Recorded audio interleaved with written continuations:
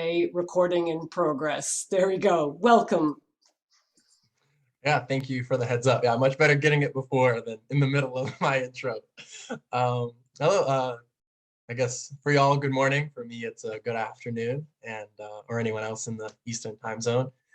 Thank y'all for having me. Also want to thank y'all for opening this space, hearing going the joys and concerns. A lot of folks are holding a heavy burden in their heart today, and I appreciate you still being here and also listening to my message today. And I appreciate you sharing that with strangers or with me. And yes, I'm glad to be here.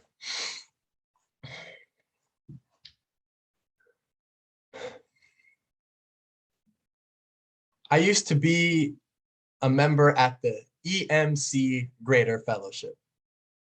That stood for Easter, Mother's Day, and Christmas, as those were the only days I attended Unitarian churches. As the son of a minister, it may be surprising that during my teens, I stopped identifying myself as Unitarian. Along with the rare service, I attended UU summer camps, but even my participation in those began to fade. Besides for my parents, I had no real investment in UUism and did not consider it my community. It was not until the summer of 2020, after roughly 5 years disconnected from Unitarians, that I began to attend church services and reconnect with the faith. After hearing about my involvement in the protest after George Floyd's murder, the interim minister at First Pittsburgh, Reverend Connie Grant, invited me to speak on my experiences at the protest. I'd spoken at UU churches before, but always by invitation of my parents. I had never been sought out for my own work before. It felt good. I accepted and gave my first version of anti-racism as spiritual practice. Little did I know that I would go on to give that sermon 22 more times across Canada and the United States.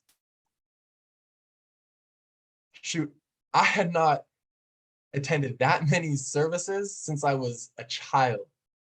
As I spoke, I researched more about UU's commitment to anti-racism and, of course, the eighth principle. It is because of this engagement with social justice, anti-racism, and the valuing of Black people that I was brought back into the faith and proudly call myself a Unitarian today. I was excited about the eighth principle and for the CUC to adopt it at the special meeting back in November. After 2 difficult hours, the eighth principle finally passed with 95% of the delegates voting for it. However, I did not feel the joy that I had expected. When I connected with other racialized UUs after the meeting, they also expressed feeling wary and weary. The first hindrance to our joy was that we saw how the sausage got made. We put in long hours that required deep patience and exposed us to challenging situations at every turn. Secondly, we know there's a lot of work ahead. After the vote was passed, we seem to all be in agreement. Today we celebrate, tomorrow we work. This time, the work does not fall solely on racialized people.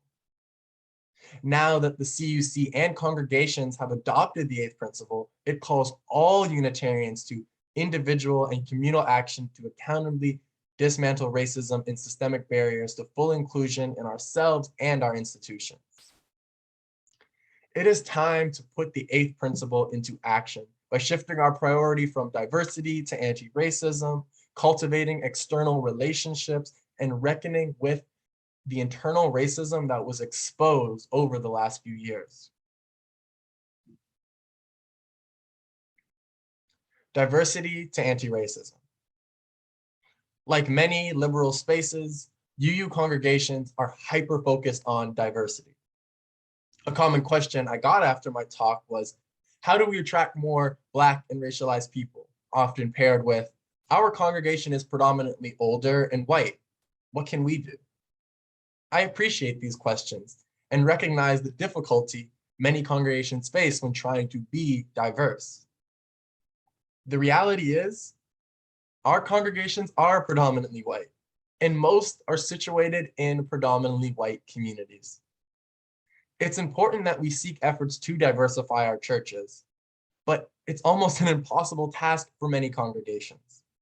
To use the old idiom, you cannot get water from a stone. Even when diversity initiatives are done successfully, they do not equate to anti-racism work. What good is seeking diversity if we do not support racialized folks and instead expose them to racism that has remained dormant in our congregations? I believe Canadian UUs can better use our resources to prioritize being anti-racist. This does not mean we ignore diversity, but recognize that with or without racialized people in the room, we should be dismantling racism in the larger community. In 2015, white anti-racism activist Chris Crass made the observation at the UUA General Assembly. The question for us as Unitarian Universalists is not how many people of color we can get into our pews, it's how much damage we can do to white supremacy, end quote. White supremacy was created by and is sustained by white people. Therefore, white people are obligated to dismantle it. During the protests after the Attorney General decided to not indict the cops who murdered Breonna Taylor, the First Unitarian Church of Louisville opened their doors to keep protesters safe from police after an imposed curfew. Reverend Lori Kyle, who did most of her ministry in Canada, was one of the leaders as the church became a pivotal hub for protesters and a saving grace for those on the front lines. The church was criticized and under heavy police surveillance, but they kept providing support every night. I am sure that many congregants were uneasy about involving their church in the chaos and violence of the protest, but as one congregant professed, every time we give a bottle of water to someone, God is there. Every time we offer comfort, God is there, end quote. We may not find God in anti-racism work, but we can find inspiration, love, and spiritual depth that will dismantle racist systems and create positive change. Building external relationships. Support is impossible without engagement. UUs can put the eighth principle into action by engaging with individuals and groups external to ourselves. The reality is that organizationally, the denomination has lost its place in today's struggle for racial justice in Canada. It hurts me when I connect with activists and organizers who have worked with the United Church or Anglican Church, but don't even know what Unitarians are. There are many UUs and UU groups that are engaged, but much of our collective action has been unreliable and misplaced. While we sat and debated the eighth principle, Black youth took to the streets to dismantle the police.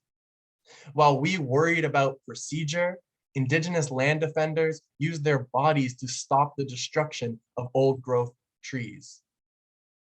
Some congregations were wordsmithing, while unhoused people were being violently evicted from their homes and encampments.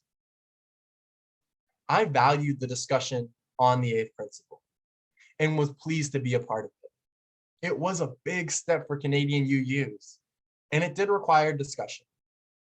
However, we have fallen behind. Now that the eighth principle has passed, it is time to catch up. Unitarians, especially white Unitarians who have not been involved in this new movement for racial justice, should approach their engagement as humble visitors.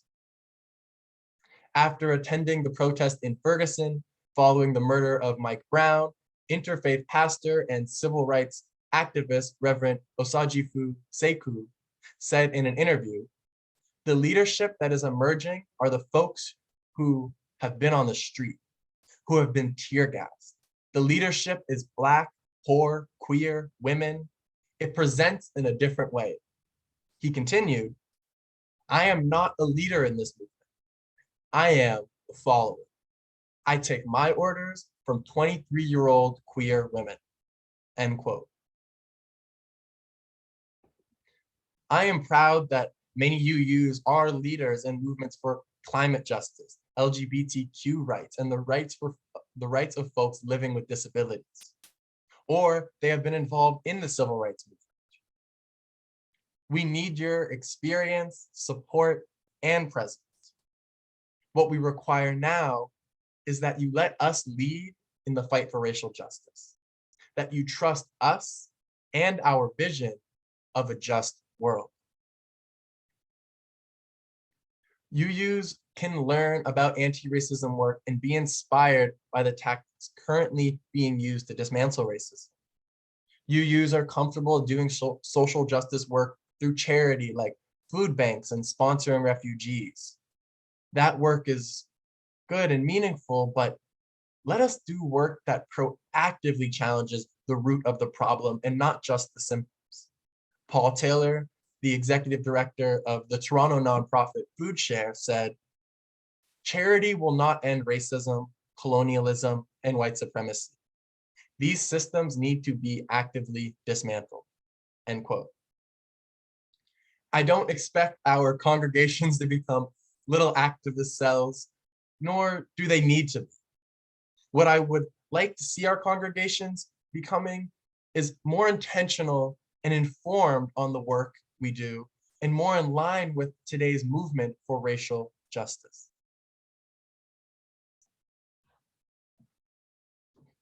Reconciling with internal racism.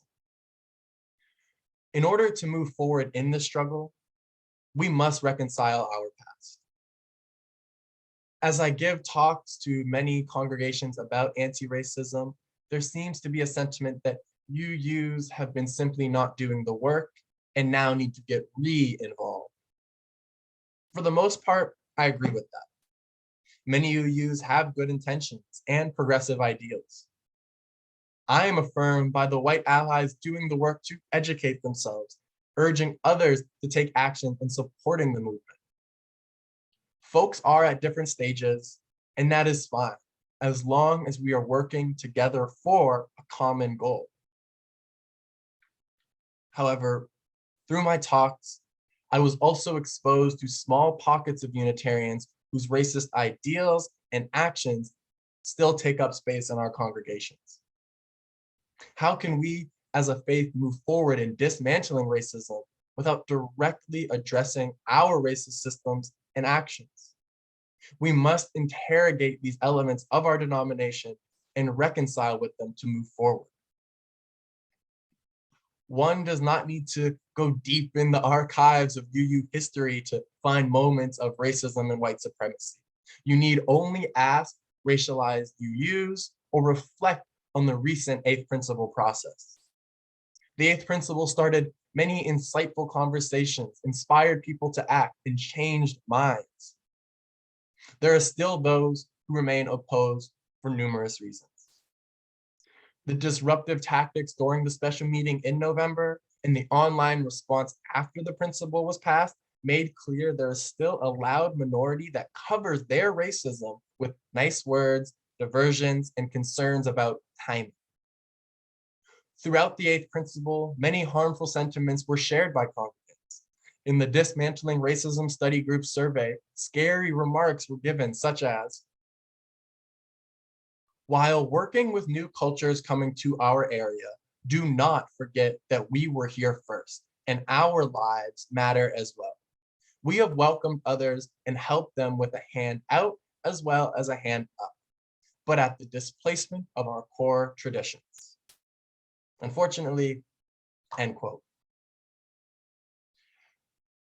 My hope is that those individuals have grown and educated themselves through the many resources provided and forums hosted by the CUC. But I also suspect many have not and will not budge. It is important in any major decision to have differing opinions. But what is scary to me is how defiant the detractors are. Their opinions may seem civil and harmless. I can understand why many Unitarians would believe that. Although there is certainly no consensus amongst racialized Unitarians, one thing we can agree on is that their rhetoric and tactics are harmful. For example, after the CUC announced the passing of the eighth principle, an email was sent warning the CUC leaders of moving in a critical race theory direction. This is a racist dog whistle that plays into conservative fears and the need to keep history white friendly.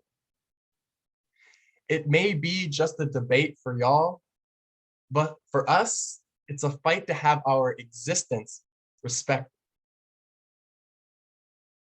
I need to make this clear. The eighth principle was not some half-baked idea adopted by the CUC from the UUA. After recognizing our congregations had the same issues as south of the border, racialized Canadian UUs organized to directly ask for the eighth principle to be adopted.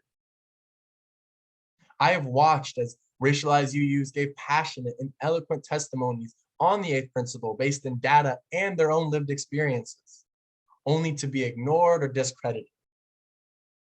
I hate to break it to individuals that stand opposed to the eighth principle, even the ones who reluctantly voted for it, but consistently voice their discontent when they have the opportunity.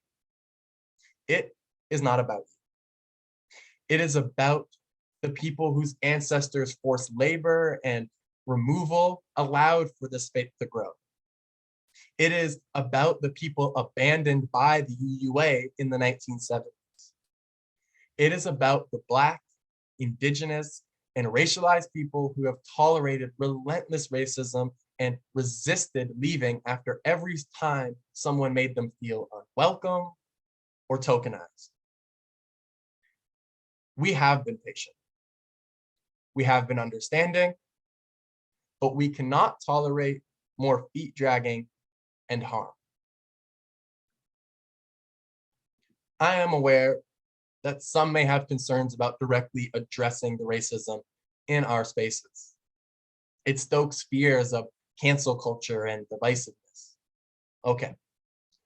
Truthfully, it is hard to share a faith with the numerous UUs who have harassed my father through emails. It is hard to share a room, digital or otherwise, with people I know will attack me or tell me I misunderstood, or that I'm just flat out.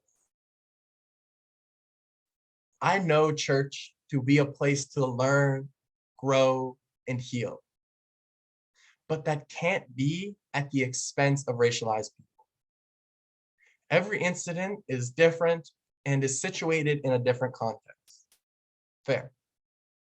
It requires a gracious and nuanced approach, but it still needs to be addressed for what it is, racism, so that it does not happen again and again and again. Only after we call a moment or action racist can we then begin to assess and heal.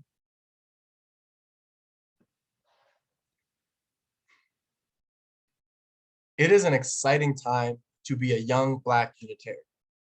2 years ago, I could never have imagined I would feel that way. Actually, it is an exciting time to be a Canadian UU, period.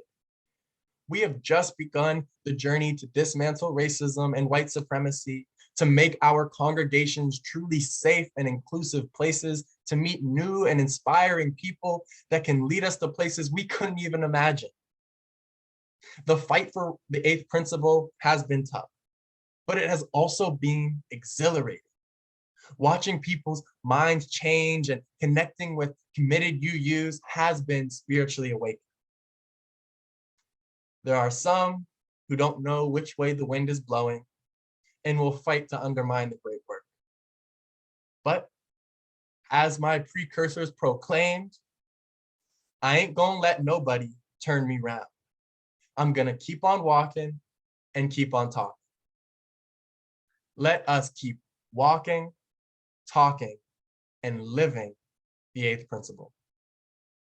Thank you. Wow, Donovan, thank you.